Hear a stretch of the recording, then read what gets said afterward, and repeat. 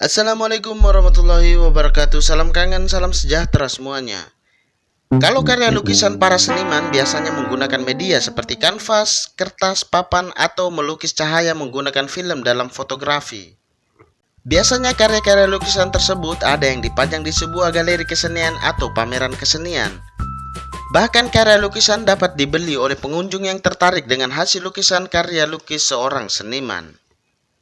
Lalu, bagaimanakah jika karya lukis tersebut dibuat di atas telapak tangan seorang seniman? Hal tersebut tentu saja unik dan aneh. Maka dari itu, Anda sudah tepat untuk menyaksikan channel berita ngakak dan unik Benu Channel bersama host terganteng dalam Asrama Putri.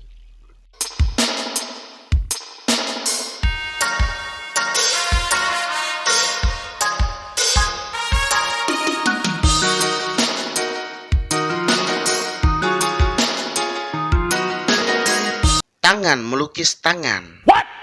Seorang seniman kelahiran Spanyol 1988 bernama David Chata menggunakan telapak tangannya sendiri untuk melukis potret wajah seorang yang dianggapnya penting dan berpengaruh di dalam hidupnya, seperti wajah keluarga, sahabat, guru, atau pacarnya.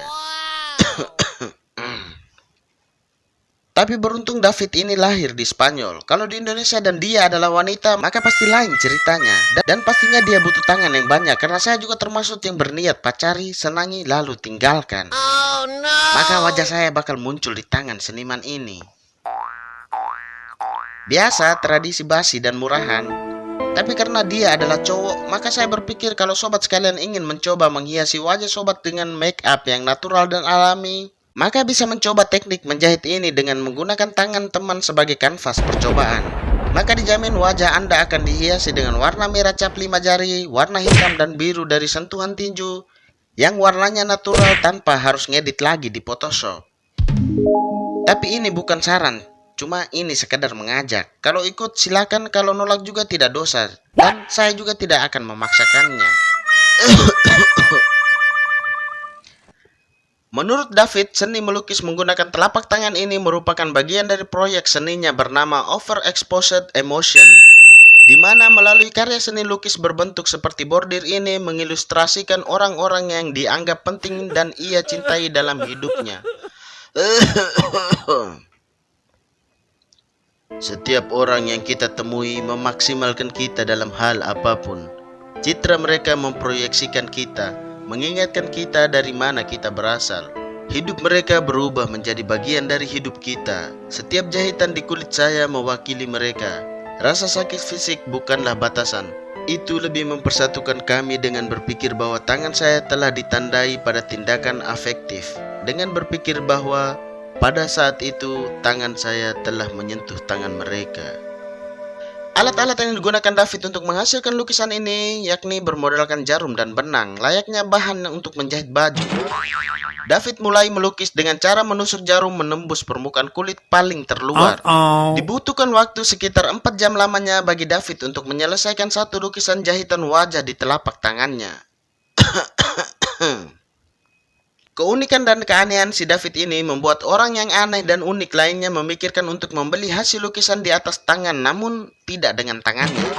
Hasil lukisan atau jahitan tangan di atas tangan ini dipajang sebagai hiasan dan sekali lagi tidak termaksud tangannya. Satu hasil lukisan tangan di atas tangan David dibayar sampai $385 atau berkisar 5 sampai 6 juta rupiah untuk satu hasil jahitannya. Lukisannya, dan sekali lagi tidak termaksud tangannya. Hasil lukisan tangan David pun terlihat sangat detail. Tidak hanya menggunakan satu warna, tapi juga memadukan beberapa warna untuk memberikan lukisan yang dihasilkan juga berwarna. Setelah lukisan selesai, jahitan tersebut akan dikupasnya untuk menggambar bentuk wajah lainnya. Walaupun meninggalkan luka darah di telapak tangannya, David mengaku dia tidak merasa sakit karena ia hanya menjahit bagian permukaan kulitnya dan tidak mengganggunya sama sekali. Maaf sobat sekalian, saya selipkan sedikit pertanyaan dan pendapat sobat sekalian untuk membantu saya mengatasi batuk yang saya alami dalam kolom komentar. Berhubung saya juga tidak enak badan, atau apa perlu saya minum gula yang banyak biar badan saya jadi enak? Tapi takut juga nanti penyakit gula. Dan anehnya lagi, saya merasa sudah terserang penyakit garam.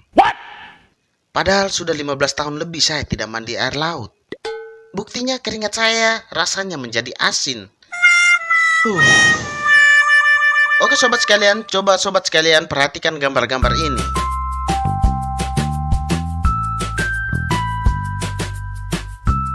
Mereka tadi adalah tanaman herbal. Mereka lagi. Tumbuhan tadi merupakan tanaman dalam golongan tanaman atau tumbuhan herbal yang disederhanakan dengan sebutan jenis tanaman obat-obatan. Tanaman herbal tadi sering saya jumpai di dalam piring makan siang dan makan malam saya. Seperti ini, dan ini. Jadi, hampir setiap hari saya makan nasi dan makan obat juga. Terus, kenapa saya masih sakit? Kita lanjutkan lagi dengan David setelah kisah wabah penyakit berjudul Sapi Juga Gila. Kisah unik ini berawal dari virus yang sedang mewabah di Flores Timur, yaitu virus flu babi di bulan Januari 2021. Namun, saya tidak membahas flu babi, tapi saya lebih tertarik membahas penyakit sapi gila. Padang sabana dengan berhiaskan ternak sapi menyantap tanaman non-herbal didatangi oleh seorang pemudi yang sedang bekerja sebagai wartawan perempuan atau wartawi. Wartawati. Wartawati ini membuka wawancaranya dengan pemilik ternak sapi, Pak Keboting. Selamat siang Pak Keboting. Bagaimana tanggapan Bapak dengan mewabahnya penyakit sapi gila ini? Dan kira-kira penyebab utama penyakit ini seperti apa ya Pak? Begini Neng, menurut pengalaman yang saya alami sendiri dari penyakit sapi gila ini. Iya Pak, coba ceritakan pengalaman Bapak. Sapi ini sering saya lepaskan di padang sabana biar dapat mencari makanan sendiri. Tiap 3 kali sehari saya memberi makanan terbaik. Karena kebutuhan susu sapi, maka setiap 2 hari sekali saya memerah susu sapi ini. Dan sapi saya sekarang sudah menjadi omset besar bagi hidup saya. Tetapi untuk menambah populasi sapi ini, maka setahun sekali saya mengawinkan sapi ini. Iya Pak, terus? Sapi-sapi saya sehat-sehat semuanya dan sepertinya dapat menghasilkan lebih banyak susu untuk konsumsi masyarakat. Dan juga saya merasa mungkin akan mengalami keterlambatan dalam perkembangan populasi karena sapi merupakan mamalia yang mengalami musim kawin setahun sekali saja. Iya Pak, tahu. Terus apa hubungannya dengan wabah sapi gila Pak? Eneng sekarang sehat kan? Eneng kan sering makan dan minum dan berpergian bebas, iya kan? Iya, Eneng juga pastinya normal kan? Apa hubungannya Pak? Tanya wartawi ini semakin penasaran. Maksudnya tanya wartawati ini semakin penasaran. Gini ya Neng, maaf banget nih Neng.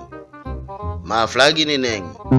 Kalau seandainya, maaf ya Neng, kalau Eneng normal, terus susu Eneng dipegang setiap 2 kali sehari, tapi berhubungan badannya hanya 1 tahun 1 kali, apa Neng gak jadi gila juga? Wartawati ini langsung pingsan mendengar penjelasan Pak Keboting. Tidak semua kasus mesti dengan pemecahan yang menegangkan, namun dengan kepolosan Pak Keboting ternyata mampu memberikan sedikit senyuman bagi penikmat kisah ngakak. Kembali lagi pada si David ini. Seniman tangan yang satu ini juga belajar seni rupa di Universitas Vigo pada tahun 2010, mempelajari gelar Master Internasional dalam fotografi di IFTI Madrid dan dia memenangkan hadiah pertamanya.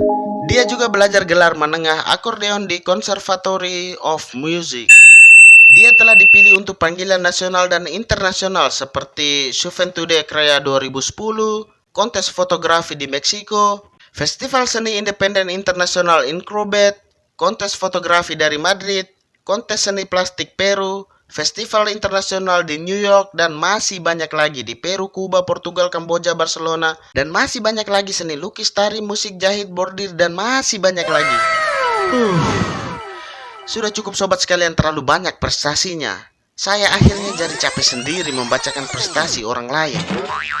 Kalau prestasi saya sih, tidak ada. Jadi untuk sobat yang ingin menyumbangkan like dan subscribe, maka itu sudah menjadi prestasi yang besar bagi saya untuk lebih bersemangat dalam memberikan hiburan bagi sobat sekalian. Dan bagi sobat sekalian yang sudah akan ataupun belum, maka saya sampaikan terima kasih banyak sudah menyaksikan video ini. Wah, terima kasih sama siapa tadi yang pencet? Moga panjang umur, murah rezeki, dan enteng jodoh. Bagi yang belum, rezeki serak, umur berkurang, dan jomblo akut. Maaf, cuma bercanda. Karya David Chata menerapkan permainan antara ingatan dan tindakan kreatif. Tindakan sementara yang direkam melalui fotografi, video, lukisan, atau patung. Kekuatan bangkitan benda-benda pribadi dan gambar album keluarganya menjadi inspirasinya. Melalui mereka, dia membuat refleksi tentang waktu, ingatan, dan cara menunda proses pelupaan dengan menggunakan elemen fana seperti es, benang, dandelion, garam, dan lainnya. Tubuhnya sendiri kini berubah menjadi kanvas pengalaman seninya. Jahitan dan retakan yang dilakukan di atas kulitnya adalah metafora dari simbiosis permanen antara berlalunya waktu dan terlupakan. Karyanya bertujuan untuk pelestarian masa lalu melalui cetakan peringatan, kopral, fotografi, dan videografi. Karyanya melampaui pencarian estetika. Pertunjukan videonya adalah latihan katarsis di mana ia menghadapi pelupaan dan kesedihan karena kehilangan. Membuat penderitaan secara fisik melepaskannya untuk selamanya. Inventaris kehidupan, cetakan, dan rasa sakit fisik dan non-materi terkait erat dengan pekerjaannya. Sebelum David menjahit bagian badan yang lainnya, lebih baik kita cukupkan saja dengan informasi ini. Sekian pembahasan dari lukisan tangan dari channel ini, dan sekali lagi saya sampaikan kepada sobat sekalian, thanks for watching, see you next time, and wassalamualaikum warahmatullahi wabarakatuh.